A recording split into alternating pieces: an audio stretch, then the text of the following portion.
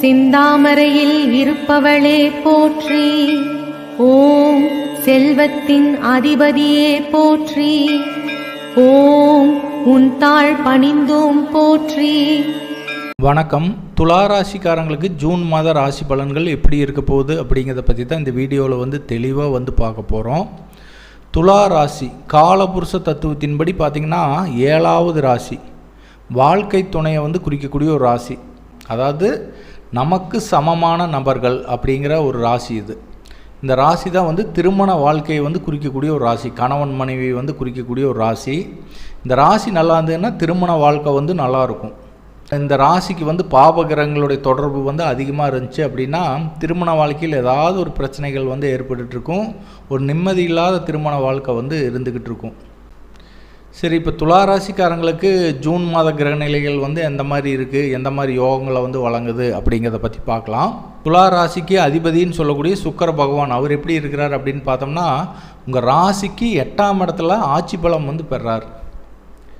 8ஆம் இடத்துக்கு ராசி அதிபதி போகிறது நல்லதா அப்படின்னா நல்லது இல்லை தான். இருந்தாலுமே அது சுக்கிரனுடைய ஆட்சி வீடு அப்படிங்கிறதுனால பரவாயில்ல. ஜூன் 13ஆம் தேதிக்கு மேலே அவர் மிதுனத்துக்கு பயிற்சி ஆயிடுவார். அதுக்கப்புறம் நல்லாயிருக்கும். ஏன்னா உங்கள் ராசி அதிபதி 8ஆம் இடத்துக்கு போகிறது கொஞ்சம் சாதகமற்ற அமைப்பு தான். ஏன்னா எதையுமே நீங்கள் ஒன்று நினச்சிங்கன்னா அங்கே ஒன்று நடந்துகிட்ருக்கும். இருந்தாலும் பெரிய பிரச்சனைகள் எதுவுமே வராது. ஏன்னா 4 கிரகங்கள் 8ஆம் இடத்துல தான் இருக்குது. ராசி அதிபதி 8ஆம் இடத்துக்கு போயிருக்கிறதுனால எதுலேயுமே நீங்கள் பிளான் பண்ணுனது அதே மாதிரி நடக்காது. எதிர்மறையான சில விஷயங்கள் நடக்கிறதுக்கு உண்டான ஒரு அமைப்பு. சுக்கிரனுக்கு 8ஆம் இடம் முழுமையான மறைவு ஸ்தானம். ஆனால் அவர் அங்கே ஆட்சி பலம் பெறார். அதனால் பெரிய பாதிப்புகள் எதுவும் கிடையாது. ஜூன் 13ஆம் தேதிக்கு மேலே நீங்கள் எந்த ஒரு முயற்சி எடுக்கிறது சிறப்பு. ஏன்னா அதுக்கப்புறம் அவர் 9ஆம் இடத்துக்கு பாகிஸ்தானத்துக்கு போகிறது ஒரு அற்புதமான அமைப்பு. 5ஆம் இடம் 9ஆம் இடத்துக்கு போகிறது நல்ல யோகத்தை ஏற்படுத்தும்.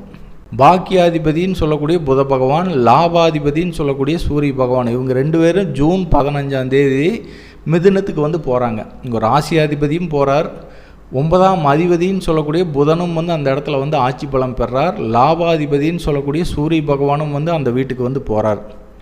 குரு மட்டும் 8ஆம் இடத்துல இருப்பார். மற்ற 3 கிரகங்கள் 9ஆம் இடத்துக்கு பயிற்சி ஆயிரும். அதனால் இந்த ஜூன் 15ஆம் தேதி வரைக்கும் மட்டும் நீங்கள் முக்கிய முடிவுகள் எதையும் எடுக்காதீங்க. எதை அப்படியே எடுக்கிற மாதிரி ஒரு சூழ்நிலை வந்தாலும் கொஞ்சம் நிதானமாக எடுக்கிறது சிறப்பு. 9ஆம் இடத்துக்கு போயிடுச்சுன்னா இயற்கையான சூழலே உங்களுக்கு சூப்பராக இருக்கும். நீங்கள் எந்த ஒரு விஷயத்துலையுமே எந்த முயற்சி எடுத்திங்கனாலும் அது சக்ஸஸ் ஆகிறதுக்கு உண்டான ஒரு அமைப்பு. இஷ்ட தெய்வத்துடைய அருள் உங்களுக்கு பரிபூர்ணமாக கிடைக்க பெறுவீங்க. ஜூன் 15ஆம் தேதிக்கு மேலே புதன் 9ஆம் இடம் சொல்லக்கூடிய மிதுனத்துக்கு போய் ஆட்சி பலம் பெறுவார். அப்படிங்கும்போது புதன் பலம் பெறும்போது ஒரு நல்ல யோகத்தை கொடுக்கும். தந்தை வர்க்கத்தார் மூலிமா நல்ல ஒரு அனுகூலமான பலன்கள் கொடுக்கறது. குருநாதர் மூலிமா நல்ல ஒரு சப்போர்ட் கிடைக்கிறது. நீண்ட தூர பயணங்கள் வெற்றி அடைகிறது. அதுக்கப்புறம் பார்த்திங்கன்னா பத்திரம், டாக்குமெண்ட்ஸு, கம்யூனிகேஷன் சம்மந்தப்பட்ட துறையில் இருக்கிறவங்களுக்கெல்லாம் நல்ல ஒரு அனுகூலமான பலன் நடக்கிறது. நண்பர்கள் மூலிமா யோகம் நண்பர்கள் மூலிமாவோ இல்லை மாமன் வகைரா மூலிமாவோ நல்ல ஒரு அதிர்ஷ்டங்கள் நடக்கிறது. இந்த மாதிரி விஷயங்கள் எல்லாமே சிறப்பாக இருக்கும். அதுக்கப்புறம் இந்த புதனுடைய துறைகள்னு சொல்லக்கூடிய பத்திரம், டாக்குமெண்ட்ஸு, அப்புறம் மொபைல் கடை, இந்த மாதிரி விஷயங்கள் இருக்கிறவங்க, அப்புறம் ஐடி துறையில் இருக்கிறவங்களுக்கு எல்லாமே நல்ல ஒரு பொருளாதாரம் கிடைக்கும். நல்ல ஒரு கௌரவம், புகழ் கிடைக்கிறது. புகழ்னாலே அது 9ஆம் இடம். அப்படிங்கும்போது அந்த அதிபதி பலம் பெறும்போது நல்ல ஒரு புகழ் கிடைக்கிறதுக்கு உண்டான ஒரு அமைப்பை பெறுவீங்க. துளாராசிக்காரங்களுக்கு பார்த்திங்கன்னா பாவகிரகங்கள்னு சொல்லக்கூடிய ராகு கேதுக்கள். ராகு 6ஆம் இடத்துல இருக்கிறார். கேது 12ஆம் இடத்துல இருக்கிறார். பாவகிரகங்கள் மறைவு ஸ்தானத்தில் இருக்கிறது ஒரு நல்ல யோகங்கிற அடிப்படையில் ராகு கேதுக்கள் மறைவு ஸ்தானத்தில் இருக்கிறது ஒரு நல்ல அமைப்பு தான். அதுக்கப்புறம் குரு பகவான் பார்த்திங்கன்னா உங்கள் ராசிக்கு 3ஆம் அதிபதி. 3ஆம் அதிபதி உங்கள் ராசிக்கு 8ல் போகிறது நல்லதா அப்படின்னா நல்லது இல்லை தான். 6ஆம் அதிபதிங்கிறதுனால அவர் 8க்கு போகிறது சிறப்பு. அப்படின்னாலுமே அவர் 3ஆம் அதிபதி, முயற்சி ஸ்தான அதிபதி 8க்கு போகிறது அவ்வளோ ஒரு சாதகமான அமைப்பு இல்லை. ஏன்னா உங்கள் ராசி அதிபதியும் 8க்கு போய் 3ஆம் அதிபதி முயற்சி ஸ்தான அதிபதியும் 8க்கு போகிறதுனால ஜூன் ஆரம்பத்தில் உங்கள் முயற்சிகள் அவ்வளோக்கா சக்ஸஸ் ஆகிறதுக்கு உண்டான ஒரு அமைப்பு இல்லை. ஜூன் 15ஆம் தேதிக்கு மேலே நீங்கள் எந்த ஒரு முயற்சி எடுத்தீங்கனாலும் சக்ஸஸ் ஆகிறதுக்கு உண்டான ஒரு அமைப்பு வந்து உண்டு. 11ஆம் அதிபதினு சொல்லக்கூடிய சூரிய பகவான் பாகிஸ்தானத்துக்கு போகிறது, நீங்கள் ஆசைப்பட்ட விஷயங்கள் எல்லாமே வந்து நடக்கிறதுக்கு உண்டான ஒரு அமைப்பு.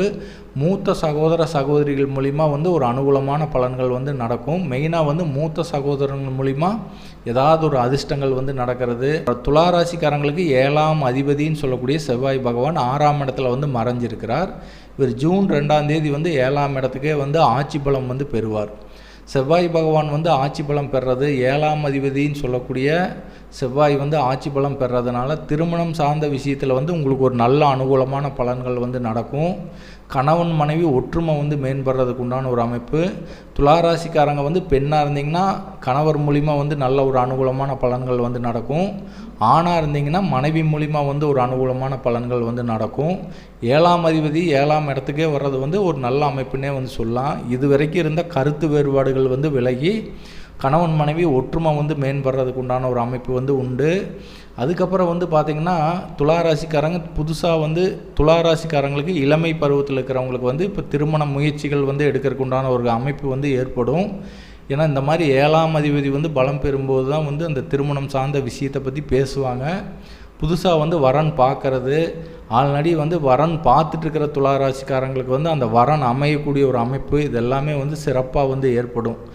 சுக்கிரன் வந்து பாகிஸ்தானத்துக்கு போய் 7ஆம் அதிபதி வந்து 7ஆம் வீட்டுக்கே வர்றதுனால திருமணம் சார்ந்த விஷயம், கூட்டு தொழில் சம்மந்தப்பட்ட விஷயங்களில் வந்து உங்களுக்கு ஒரு நல்ல அனுகூலமான பலன்கள் வந்து நடக்கும். துளாராசிக்காரங்களுக்கு வந்து யோகாதிபதிகள் வந்து பலம் பெறது வந்து ஒரு நல்ல அமைப்புன்னே வந்து சொல்லலாம். யோகாதிபதிகள் யார் அப்படின்னா உங்கள் ராசியாதிபதினு சொல்லக்கூடிய சுக்கிர பகவான், உங்களுக்கு இன்னொரு பாக்கியாதிபதினு சொல்லக்கூடிய புத பகவான், அதுக்கப்புறம் சனி பகவான் உங்கள் ராசிக்கு 5ஆம் இடத்துல தான் இருக்கிறார். முக்கிய யோகாதிபதிகள் எல்லாமே வந்து பலம் பெற்று தான் இருக்கிறாங்க. ஜூன் 15ஆம் தேதிக்கு மேலே வந்து ஒரு நல்ல இடத்துக்கு போகிறதுனால நல்ல அதிர்ஷ்டங்கள் வந்து உங்களுக்கு நடக்கிறதுக்கு உண்டான ஒரு அமைப்பு வந்து உண்டு. 5ஆம் அதிபதினு சொல்லக்கூடிய சனி பகவான் ஆட்சி பலம் பெற்றிருக்கனால பூர்வீக சொத்து சம்மந்தப்பட்ட விஷயங்களில் வந்து உங்களுக்கு ஒரு அனுகூலமான பலன்கள் வந்து நடக்கும். புத்திர பாக்கியத்தில் ஏதாவது தடைகள் இருந்ததுன்னா அது எல்லாமே விலகி புத்திர பாக்கியம் ஏற்படுறதுக்கு உண்டான ஒரு அமைப்பு வந்து உண்டு. உங்கள் ராசிக்கு 12ஆம் வீட்டை வந்து குரு பகவான் வந்து பார்வை செய்கிறதுனால ஒரு நிம்மதியான தூக்கம் வந்து துளாராசிக்காரங்களுக்கு வந்து இருக்கும். அதுக்கப்புறம் வந்து தனஸ்தானத்தையும் வந்து பார்வை செய்கிறதுனால குடும்ப ஒற்றுமை வந்து மேம்படுறதுக்கு உண்டான ஒரு அமைப்பு வந்து உண்டு. அதுக்கப்புறம் வந்து அவர் 9ஆம் பார்வையை வந்து உங்கள் ராசிக்கு சுகஸ்தானம் சொல்லக்கூடிய 4ஆம் வீட்டை வந்து பார்வை செய்வார். 4ஆம் வீட்டை வந்து குரு பகவான் வந்து பார்வை செய்யறதுனால வீடு வண்டி வாகனம் சம்மந்தப்பட்ட விஷயங்களில் வந்து உங்களுக்கு ஒரு அனுகூலமான பலன்கள் வந்து நடக்கும். இந்த ஜூன் மாதத்தில் வந்து ஒரு நல்ல கிரக அமைப்பு இருக்கிறதுனால ஜூன் 15ஆம் தேதிக்கு மேலே வந்து உங்களுக்கு நல்ல அதிர்ஷ்டகரமான பலன்கள் வந்து அதிகமாக நடக்கும்னு சொல்லி மீண்டும் அடுத்த ராசியான விருச்சிக ராசியில் சந்திக்கலாம் நண்பர்களே. வணக்கம், வாழ்த்துக்கள்.